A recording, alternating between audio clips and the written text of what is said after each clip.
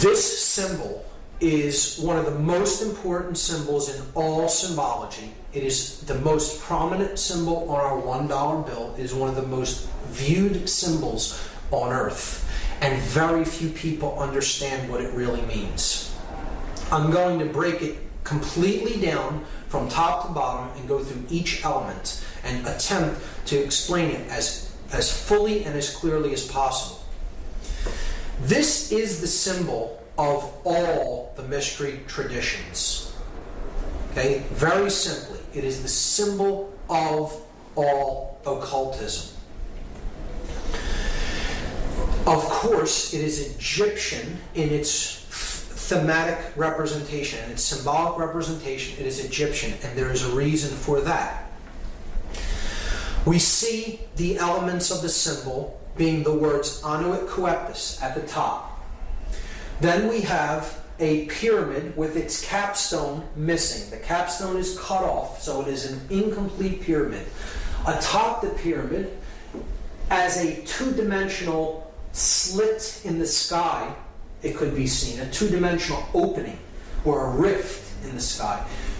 From behind that, we see an eye, and that eye is bathed in light. The pyramid is comprised of 13 courses of brick, the bottom of which has a date inscribed on it in Roman numerals, 9 Roman numerals. There is then a sash with the words Novus Ordo Seclorum written on it at the bottom. So we have to understand each element. Each element is here not by accident, it is there by design, and the makers of this sigil, because that's what this is. This is a sigil, which is comprised of many symbols. Put nothing on it by accident, and everything has a meaning in this. So let's start to break down the symbols one at a time. Anuit Coeptus is Latin.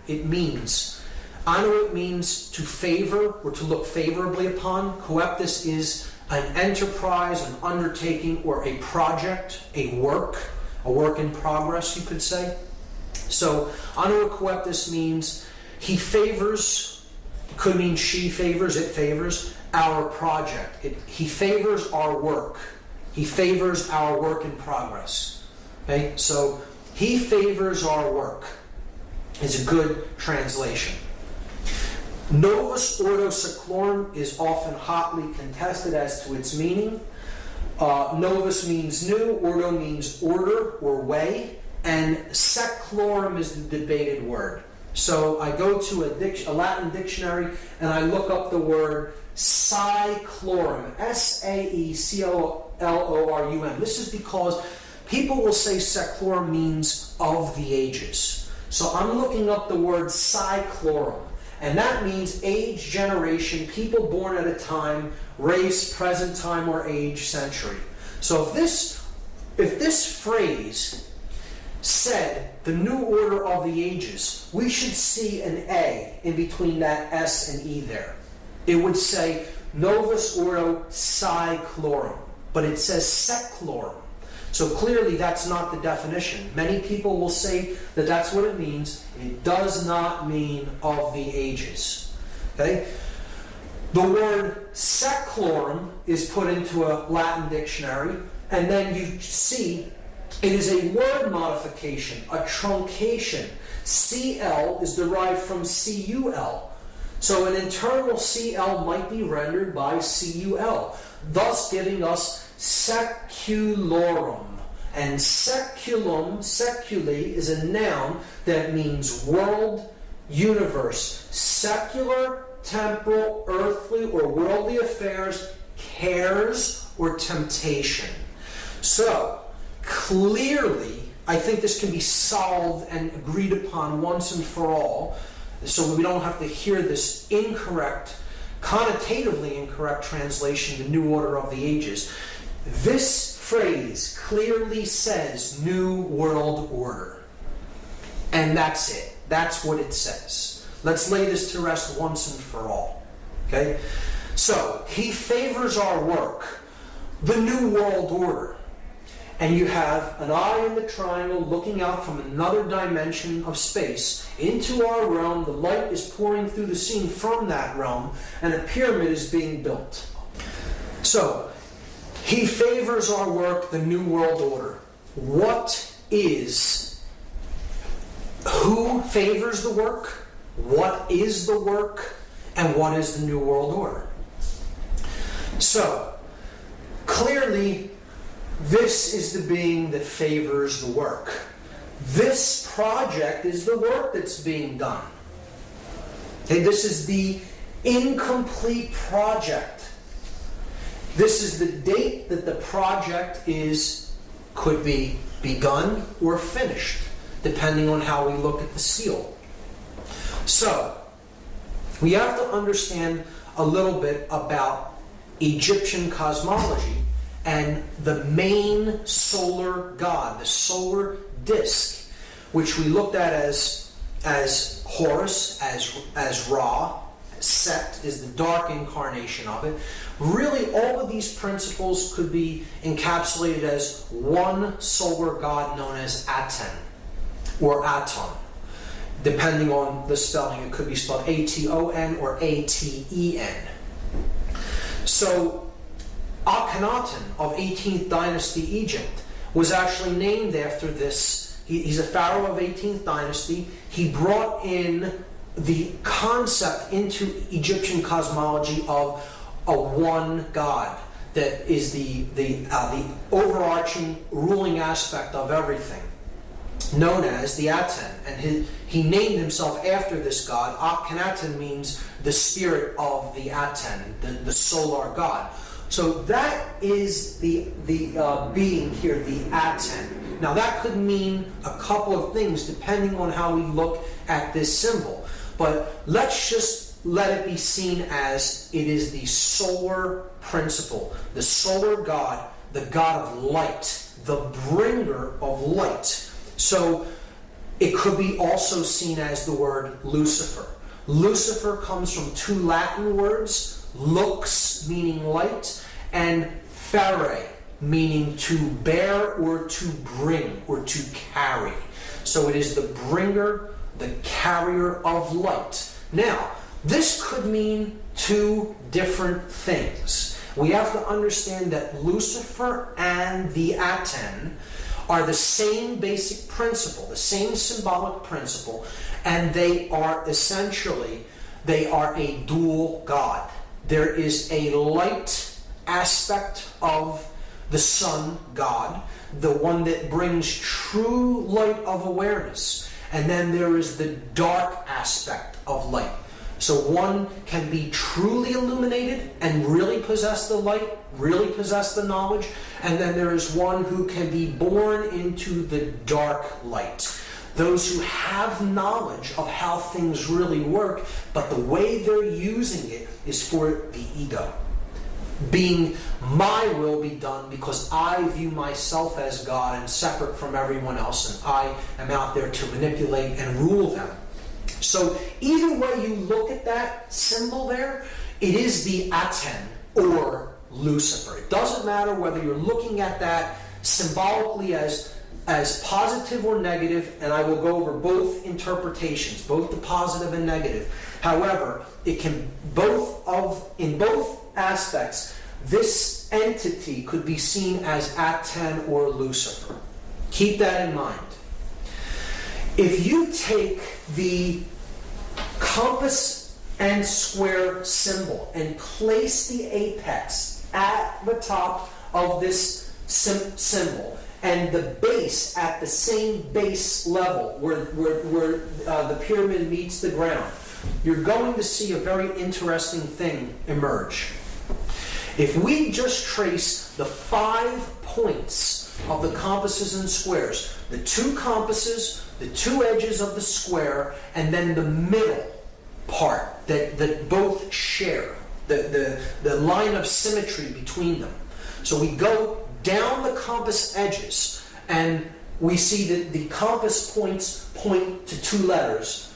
The 2 end letters of this sash Okay? N and M. N from Novus, M in Seclorum. Then we go up the place where the square is used to measure from, the inside edge of the square. And we see that that also points to two letters, and they are also both on the opposite edge of this phrase, annuit coeptus. So we have the A in annuit and the S in coeptus. And now we come down the horizontal axis of symmetry. And we see it reaches one letter that is exactly in the middle of this sash, the O from ordo. These 5 letters, if rearranged, are an anagram for the word mason, M-A-S-O-N. And this is the symbol of all masonry. It is the symbol of all builders. And who are the builders? We all are the builders. We are all collectively on this planet the co-creators of our collective experience. Whether we are doing that creation unconsciously or consciously creating our experience, we are the builders of this world. And this is what we've built it into, what we currently have right now. So, who are the builders? We are the builders. But there's 2 different types of masons. See, there are masons that build with stone. They build the pyramid upward. They're building with stone. If you connect these 5 symbols as they are connotatively used in this seal, they form an inverted, skewed pentagram. And an inverted, skewed pentagram, if you look into dark occultic symbology, is always used as a symbol of pacts. It's a symbol of pacts, of promises made, to be something to be fulfilled, to be delivered upon completion of something else. So again, we saw that these 4 arms represent the material world, depicted as the upward pointing pyramid, the brick, the physical object, and they are crushing the spirit, the 5th element, into the ground, burying it under the weight of the pyramid. See, the dark builders, the dark masons, those who are building toward a world of male domination, the blade. See, they're building with bricks. The bricks are people who are trapped in physical 5-sense reality and left-brain prisonhood. They are those who can not change. They have one form and it's hardened. A brick was once malleable clay that could be shaped, molded, take different forms. It flows easily. Change comes easily to it. But when it is baked in the left brain, solar, male dominator consciousness, it becomes hard and immobile and immovable. It becomes a brick. And that's what the male dominator world is being built with. The bricks baked into one form, the unit form. Those in uniform cannot see what is, not see. They cannot see, they are not sees. See? They are baked into one form, the brick. Okay? And they're being used as elements to build the blade world. And the blade world will be ruled by those who are in the light. They are the blade, the male dominator sorcerers. They have the light, but everyone else is in ignorance. And when you complete this structure, the light goes out from the scene. See, they're building the blade. If you complete this structure in brick, they have all the light, and the entire world is bathed in darkness. That in that symbol, the Aten or Lucifer represents the sorcerer, and he is completely trapped in ego. The ego-bound consciousness. It's the I in the triangle. I am God, the sorcerer says to the world. And I will make everyone in this world and the entire world in my own image and likeness. But I will have all the light, and the light will be blocked out to those in ignorance and in one form. And the male dominator world will be born into existence, and it will bathe the world forever in darkness. That's the negative connotation of this symbol. See, you'll notice it's the blade without the chalice. See, these other 3 points make the chalice, but it's gone, it's ghosted. Just like it's been ghosted through human sacrifice, through the cremation of care. Right? It's been ghosted through the removal of the sacred feminine from the Trinity, and through not caring about what goes on in the world. The sacred feminine is removed, it's ghosted, but the male principle is embodied in stone. And that's the project, that the New World Order project that the Dark Masons, the builders with brick, are building into manifestation. Now, there is a light side of this symbol. Again, he favors our project, the New World Order.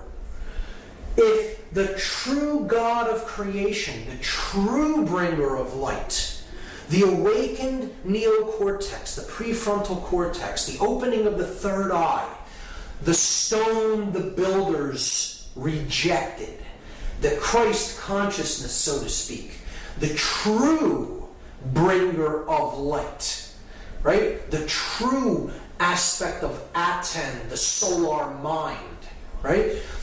If we, as the other kind of Mason, are trying to do the work that he favors, the true bringer of light, the true God of creation, and create the positive New World Order, our job as the builders of this project is to remove the brick from the top down, a little at a time, from those who we can help to work, smaller groups, gradually removing and helping people to change in larger and larger and larger groups. And if that pyramid is razed to the ground, is removed from the scene, there's nothing to block out that light of creation. And it comes down and joins with the earth.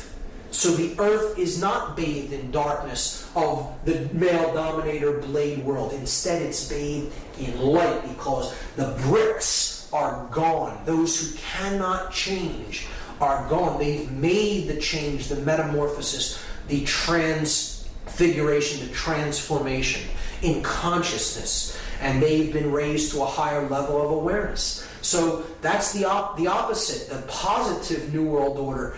Masons often tear stone down.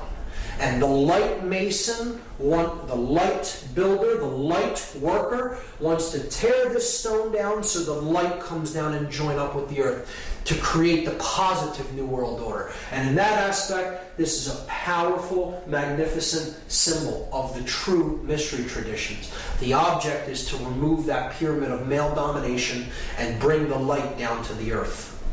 So we see that this is the symbol of Solomon encoded into it. The male aspect, here's the the yang, light aspect of consciousness, combined with the feminine yin, dark aspect of consciousness to create the seal of Solomon. As above, so below. The Hermetic principle encoded into the seal of Solomon. So depicted there. But it is the body unified with the spirit within the temple of man, the mind, the sun and the moon, the left and the right brain, to create the stone, the philosopher's stone, the opening of the third eye, the pineal gland, known as the stone the builders rejected, because the dark builders reject that light of awareness and consciousness, and they are trying to block it out by completing that pyramid in stone. So that is my analysis of that symbol, and it's amazing when you get into it and really study it for yourself and really go deep into the symbology. And it gets even better when you start to look at that date on the bottom of the pyramid, because that date is MDCCLXXVI in Roman numerals, and that totals 1776. And here's how it breaks down. This is a chart of the letters and their corresponding numerical values. So if you just do the math, M is 1000, D is 500, C is 100, you have it twice there, so you're up to 1700. L is 50, that's 1750. X is 10, which you have twice, so that's 1770. V is 5, that's 1775. And I is 1, 1776. So what we're going to do now is something called gematria. It is Kabbalistic numerology. It's an occultic form of numerology, and it's very simple. It is simple addition or counting of these numbers.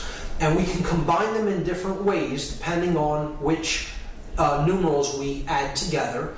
And we understand that all of the added values are identical, and they mean the same thing in occultic numerology. So 1776 is the number that we get when we add these Roman numeral values together.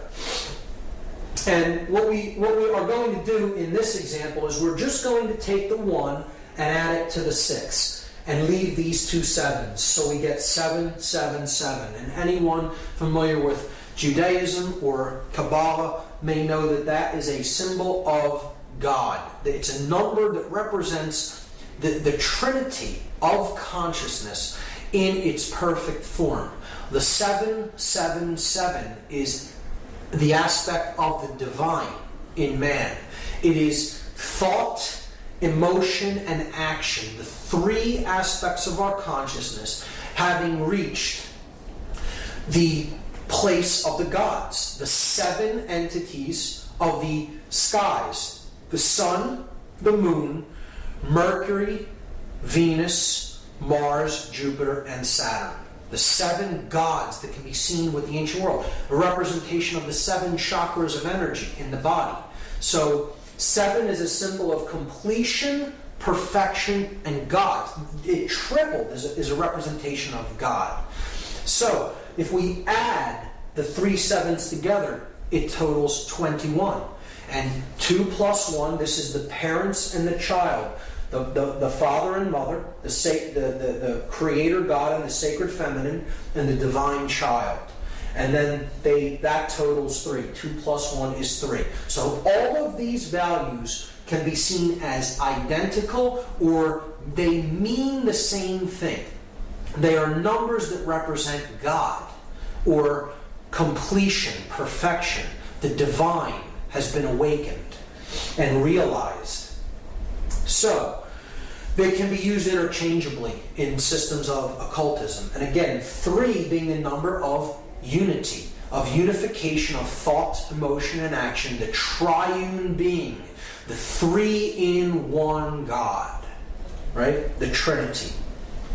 So what I'm going to do in this study of gematria is I'm going to take these letters, because gematria is a combination of geometry and mathematics. Geometry, Gea, earth, the measure of things, the measure of the earth, the mother, right? And matria, mathematics, the mother science, after Ma'at from Egypt, the mother goddess.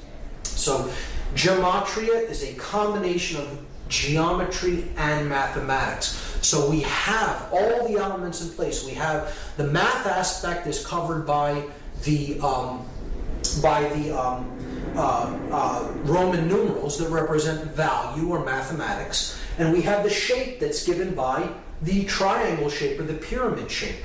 So we're just going to combine the two by taking, we have 9 letters and we're given a shape that has three vertices. So we're just going to duplicate the shape 3 times and we're going to place the letters at the vertices of the shape. So we'll start with M and put it at the top of the first triangle, and then D, C at the base, and then repeat it 3 times. M, D, C, C, L, X, X, V, I. And now we're going to substitute the numerical values for the Roman numerals. So we get this. We get 1,000, 500, 100. 100, 50, 10, 10, 5, 1. So you see a pattern emerge there. At the top of the pyramid, in every example, we see a clear pattern. 1,110. Now, in mathematics, those are known as powers of 10, or powers of a 10. At 10. Powers of at 10. At the top of the pyramid. Because at 10, no matter how you look at it, is at the top of the pyramid. This is a play on words that works out in the English language, and it is not an accident. These are perfect numbers of base 10 numerology, base 10 mathematics. And the powers of a 10, the powers of at 10, are indeed at the top of the pyramid. At the bottom of the pyramid, we have 500, 100, 50, 10, 5, and 1. If we add those for each base, we have 600 at the base here and 1,000 at the top. 60 at the base here, 100 at the top. 6 at the base here, and 10 at the top. We can then simply remove all the zeros because zeros don't add to anything in gematria.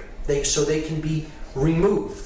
So we see that it simply boils down to this. 1's at the top, 6's at the bottom.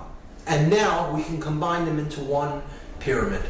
And you have at the top 1, 1, 1, where the 3 pillars, the 3 aspects of consciousness, thought, emotion, and action, the 3 pillars of Freemasonry. At the bottom, 666, 666, the number of beast or base consciousness. And noticing that 3 correlates to 777, because if you add 777, you get 21. If you add 2 plus 1, you get 3. So 777 and 3 are identical.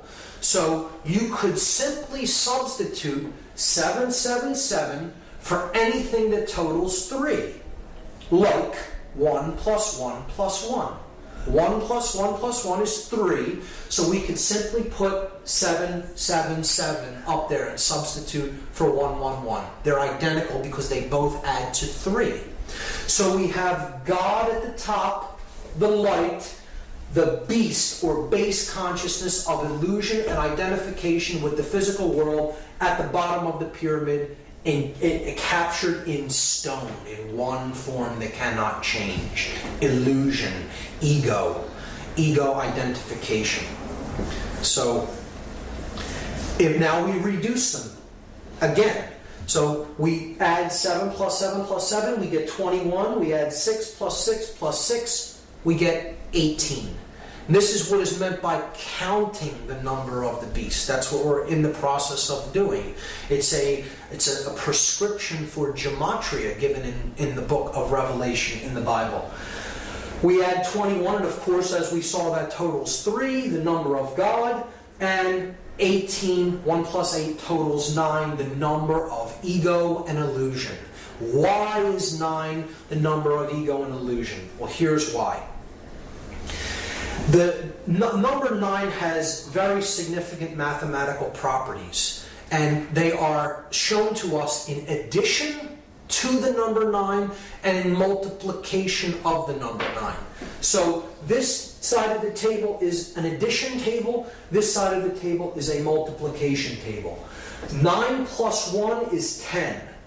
1 plus 0 reduces to 1. We're simply adding the final result, the digits of the final result together. So look, we're back at where we started adding to 9. 1. So adding the 9 was like adding 0. Okay? 9 plus 2 is 11. 1 plus 1 reduces to 2.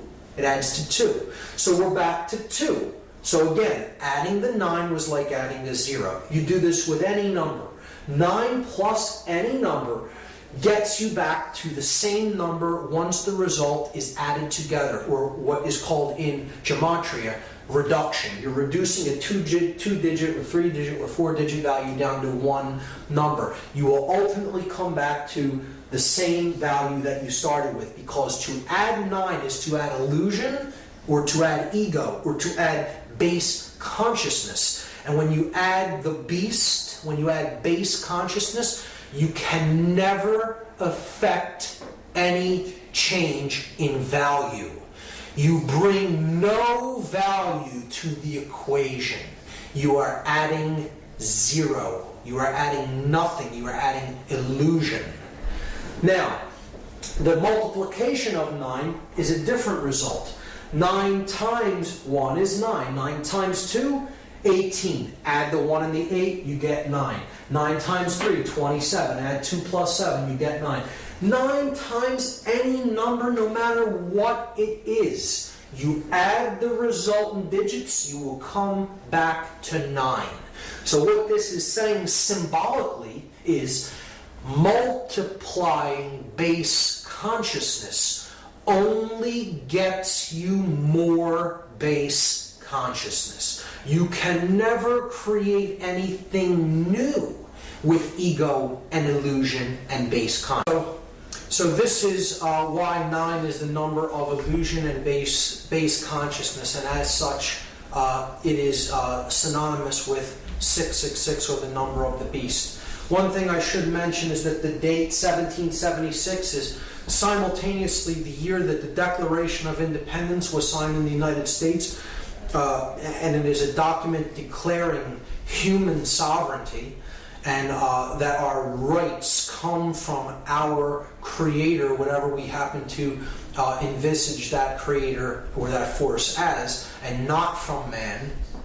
But it also is the date of the birth of the Bavarian Illuminati order, and that happened on May 1st, 1776, which is a Luciferian dark occultic Sabbath known as Walpurgisnacht.